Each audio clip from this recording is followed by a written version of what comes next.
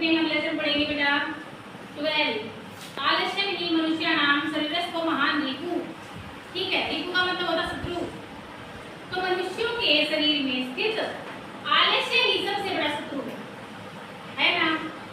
आलस्य किसी को नहीं करना चाहिए, यही तो सबसे बड़ा शत्रु है, यही तो तुम्हें परिश्रम नहीं करने देता आलस्य। ठीक है, तो आज हम ये लेसन पढ़ेंगे। पहले इसके वर्ड मीनिंग पढ़ लेते हैं एक बार।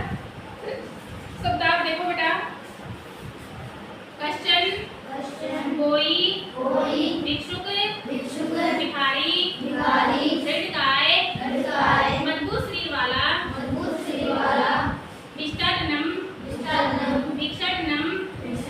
भिक्षा के लिए ढूंढना कृपा करके यच्छतु दे दो दरिद्राय तीर्थन के लिए प्राप्त करो तस्मै से यच्छन्ति देते हैं तर्जयन्ति डांटते हैं धनिकै धनी आगस्ती आता है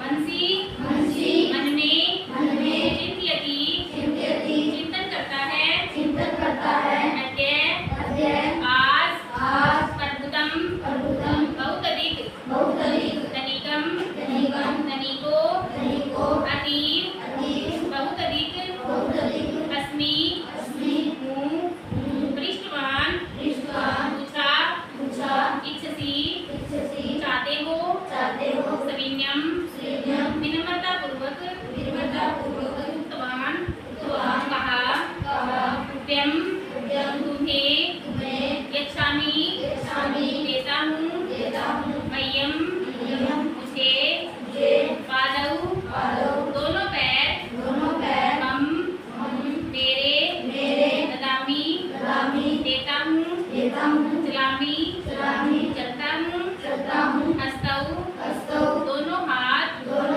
हस्ताभ्याम दो हाथों के द्वारा सहस्त्रादि गई 1000 से अधिक शरीरांगानी शरीरों के शरीर के अंगों को क्रेतुम खरीदना इष्टवान इच्छा की निराकृतवान मना कर दिया उत्तवान कहा सहस्त्र अधिक मूल्यवानी 1000 से अधिक मूल्यवादी आत्मानम समय को प्राप्त किया है इतः यहाँ से गच्छ जाओ शुभम कल्याण त्यक्त्वा छोड़कर कथनार्जनम धन कमाना कृत्वा करके सगौरवम गौरव के साथ जीवन बिताना आरंभ किया उत्तम समय परिश्रम के समान अवसिद्धि दुखी नहीं होता है दृढ़काय दृढ़ शरीर वाला भिक्षाटनम भीख के लिए घूमना प्रभुतम ढेर सारा मह्यम मुझे श्रीरामकानी शरीर के अंग निराकृतवान अस्वीकार किया त्यक्त्वा त्याग करके नाव सिद्धि दुखी नहीं होता है। ठीक है, तो अब हम इस लेसन पढ़ेंगे। ठीक है,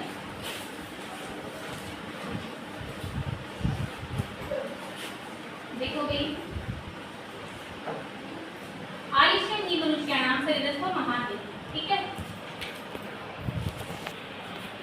माता अद्य पूर्वावास दिनमस्ति अद्य अहम संपूर्ण दिन विश्रामं करिष्यामि। माता जी, आज अवकाश का दिन है, आज मैं पूरा दिन विश्राम करूंगा।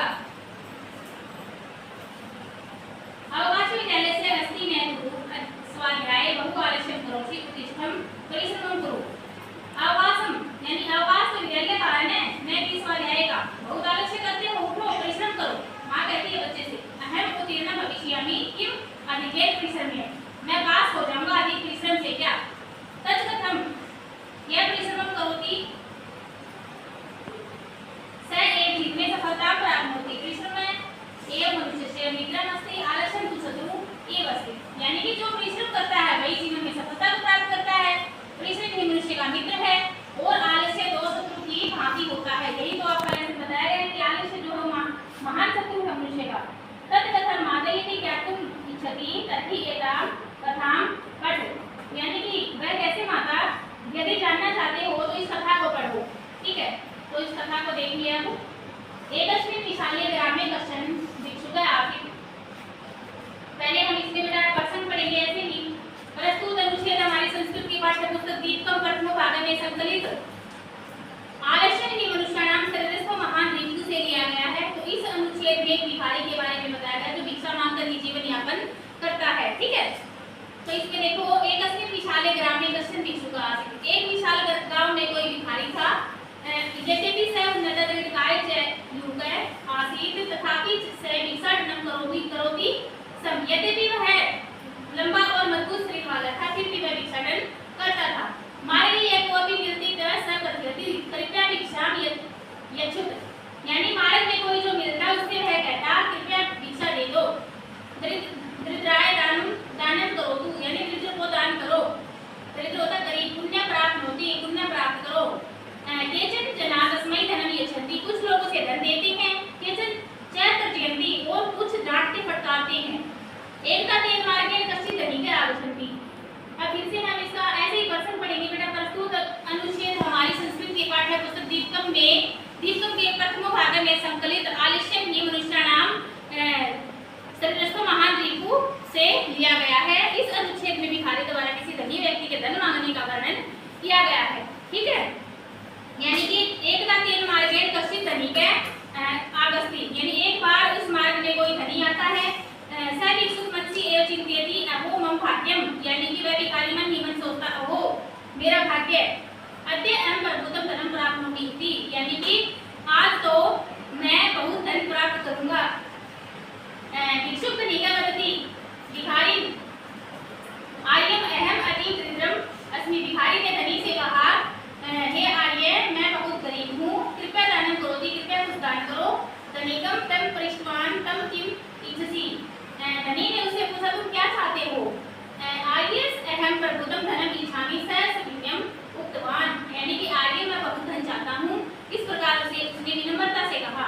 तथा धनिकः वदति, इसमें फिर हम ऐसे ही अनुच्छेद प्रसंग पढ़ेंगे। प्रस्तुत अनुच्छेद हमारी संस्कृत की पाठ्य पुस्तक दीपकम के प्रथम भाग में संकलित आलस्यं ही मनुष्याणाम रिपु इस पाठ से लिया गया है। इस अनुच्छेद में धनी व्यक्ति द्वारा भिखारी से धन के बदले उसके हाथ पैर आदि शरीर के अंग मांगे जाने और भिखारी द्वारा मना किए जाने का वर्णन किया गया है। ठीक है, तो तथा धनिकः वदति, यानी कि तब धनी बोला अहम तुभ्यं सहस्त्रम रूप्यकाणि यच्छामि त्वं मह्यं तव पादौ यच्छ, यानी कि मैं तुम्हें 1000 रुपए देता हूँ, तुम मुझे तुम्हारे दोनों पैर दे दो। अब देखो उनकी परीक्षा ले रहा। भिक्षु वदति, यानी भिखारी बोला है पादौ तुभ्यं कथं ददामि बिना पादौ कथं वा चलामि, यानी कि मैं अपने पैर तुम्हें क्यों दूं, यानी पैरों के बिना मैं कैसे चलूंगा। फिर है धनिकः वदति, धनी बोला अस्तु अच्छा हाँ त्वं पंचसहस्त्रम रूप्यकाणि स्वीकुरु मह्यं तौ हस्तौ यच्छ, धनी बोला ठीक है तुम 5000 रुपए ले लो, तुम मुझे तुम्हारे दोनों हाथ दे दो। फिर है भिक्षु वदति, भिखारी बोला हस्ताभ्यां विना अहं कथं भिक्षां स्वीकरोमि, यानी कि हाथों के बिना मैं कैसे भिक्षा मांगूंगा। एवमेव धनिकः सहस्राधिकैः रूप्यैः तस्य अनेकानि श्रीलाङ्कानि क्रेतुम् इष्टवान् किन्तु भिक्षुक निराकृतवान्, यानी कि इसी प्रकार धनी व्यक्ति ने 1000 से भी अधिक रुपयों से उसके शरीर के अनेक अंगों को खरीदने की इच्छा की, किंतु भिखारी ने उसे मना कर दिया। ठीक है,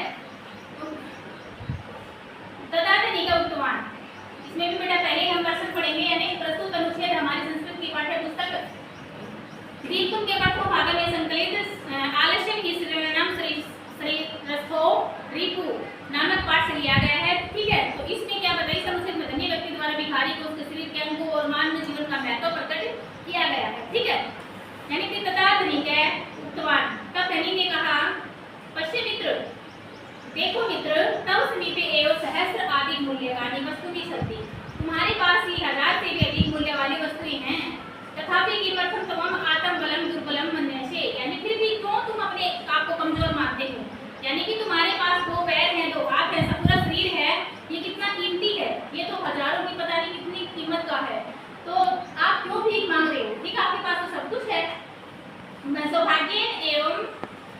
किमर्थम, यानी कि आप अपने आप को क्यों कमजोर मानते हो?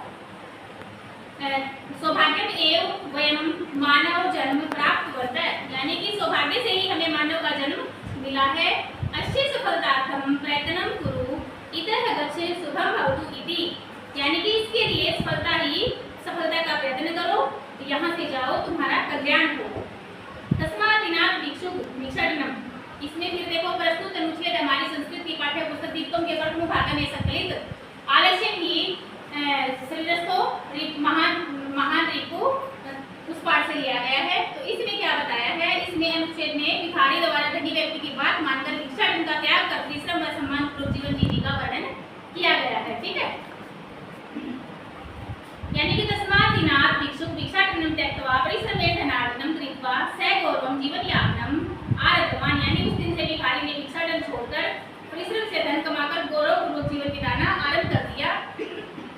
अतः एव सजना वदन्ति, यानी कि इसलिए सज्जन कहते हैं आलस्यं हि मनुष्याणां शरीरस्थो महान् रिपुः नास्तं उद्यमसो बन्धु कृत्वा यं नावशिष्यति, यानी आलस्य ही मनुष्य का जो सबसे बड़ा शत्रु है, यानी परिश्रम के समान कोई बंधु नहीं है जिसे करके मनुष्य दुखी नहीं होता है, यानी कि अर्थात परिश्रम करके मनुष्य को मनचाहे कार्य में सफलता मिलती है, यानी सफलता से मनुष्य स्वयं को भी सुखी बना सकता है। ठीक है भाई, नेक्स्ट है आलस्यानां हि मनुष्याणां शरीरस्थो महान् रिपुः न सत्यम उद्यमसो बन्धु कृत्वा यं नावशिष्यति। ठीक है, यानी कि भावार्थ है इसमें आलस्य मनुष्य के शरीर में स्थित महान शत्रु है, क्योंकि आलस्य के कारण कार्य सिद्ध नहीं होता है, क्योंकि हम आलस्य करते रहते हैं, ये काम कल कर लेंगे, कल कर लेंगे, कल कर लेंगे, क्योंकि कल तो कभी नहीं आता है। इसलिए हमें आलस्य नहीं करना चाहिए, कल वाले काम को भी आज ही कर डालना चाहिए, तभी सफलता मिलती है। ठीक है, यानी क्योंकि आलस्य कार्य हमारा कार्य सिद्ध नहीं होता है, इसी प्रकार मनुष्य के समान कोई बंधु, परिश्रम के समान मनुष्य का कोई बंधु नहीं है।